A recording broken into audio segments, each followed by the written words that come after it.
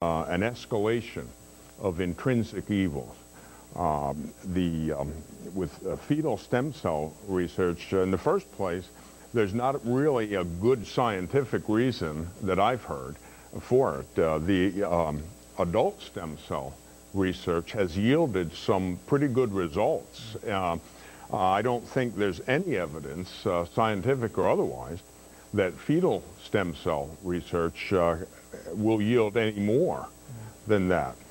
It's a wanton and reckless race toward the dissolution of society as we know it. And you know, many people would say, oh, that's an overreaction, that's not true. But look at all the things that are happening in rapid succession, one after the other. And these things are enabled because too many Catholics have been asleep, complacent, not practicing their faith, not knowledgeable about their faith.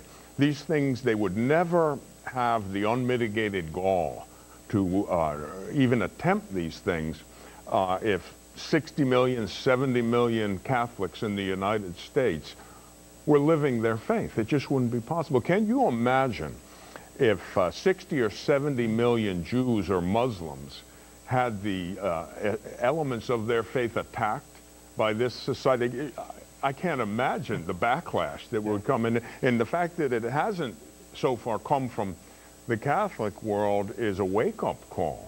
It needs to. Right. And I've used the term often that we've got our heads in a bit of a Christian sandbox or a bit of a Christian bubble, oftentimes in really taking seriously some of these things that are happening. All the way back, you go back so many few decades where prayer was taken out of schools, and it has now come to this point here where we don't want to have nativity scenes in public view. We don't want to use the term Merry Christmas. We don't want to say things such as this. There is a real serious threat, and it's escalating. In addition to that, Connecticut yesterday, a bill being introduced, Bill 1098, SB 1098 has been introduced. Basically, in a nutshell, would strip authority of bishops and pastors, priests of their parish, of financial decision making in their diocese throughout all of Connecticut. Now, this was, as I heard termed by one article, a hand grenade thrown into the middle of the Catholic Church, and some Catholics are responding. Between 5,000 and 6,000 people were at the steps of the state capitol yesterday in Connecticut protesting this. All three bishops, I believe, from Connecticut were up speaking at it as well.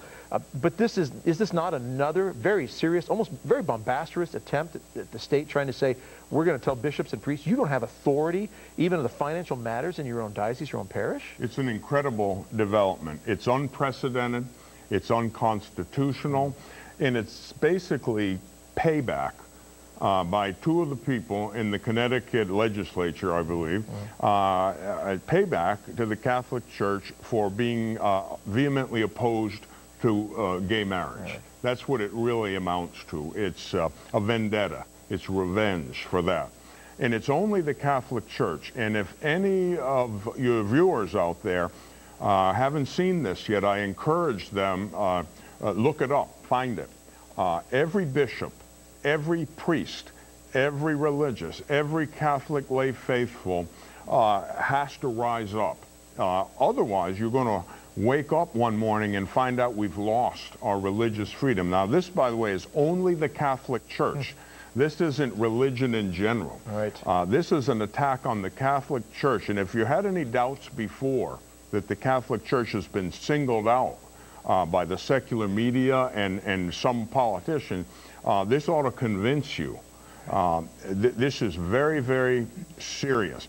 And what they're trying to do is debilitate the church from being a significant voice in public affairs.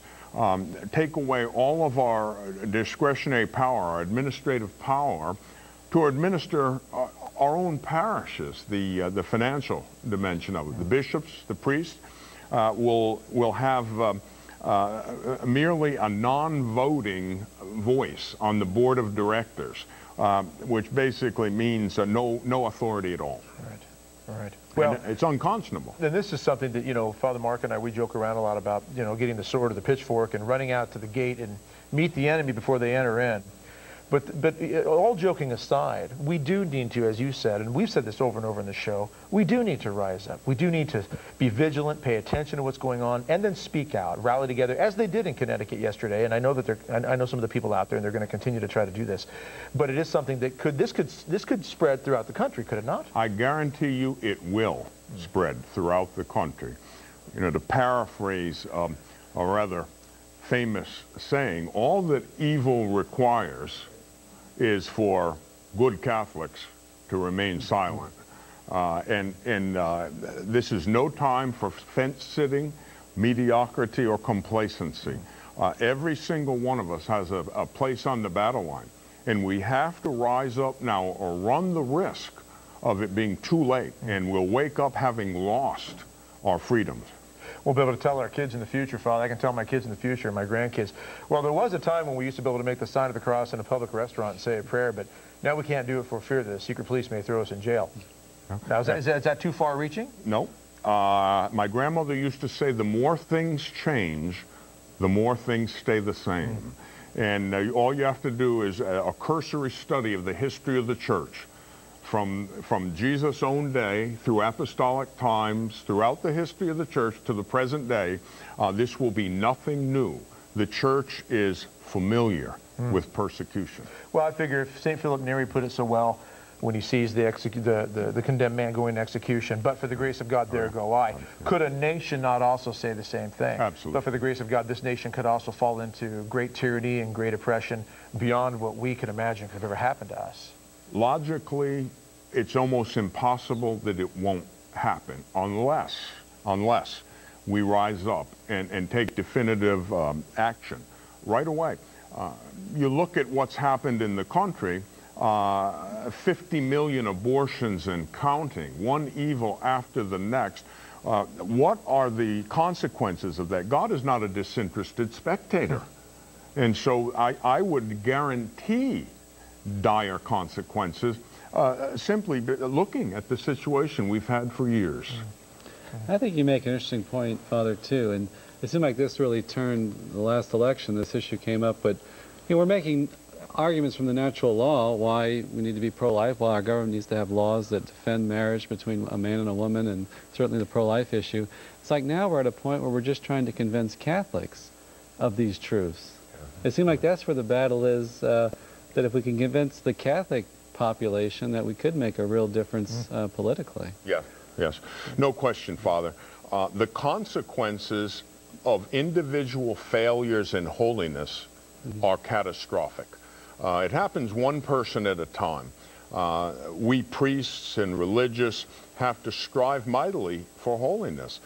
Catholic lay people, married and single, have to strive mightily for holiness. A failure to do so, one person at a time, has catastrophic consequences. And in my estimation, that's exactly what we're seeing right now. If we had 60 or 70 million Catholics, not just in name, but in fact, in this country, things would be very different. Well, we have our marching orders, and we have a lot of work to do, as Doug reminds us, and Father Corapi. So we'll be talking about that work tonight with Patrick Langrell. He's a 21-year-old philosophy student, and he's got a great understanding of the faith and philosophy, and we're going to be speaking about these life issues, his work with Theology on Tap, and the experience of World Youth Day in Australia. So don't go away. We'll be right back in a minute.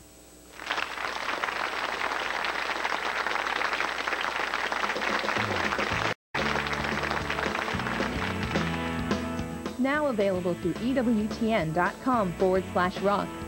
Our Style and LOTR t-shirts, our cool Life on the Rock mug, and our Life on the Rock baseball caps. These are all available through www.EWTN.com/rock. That's www.EWTN.com/rock.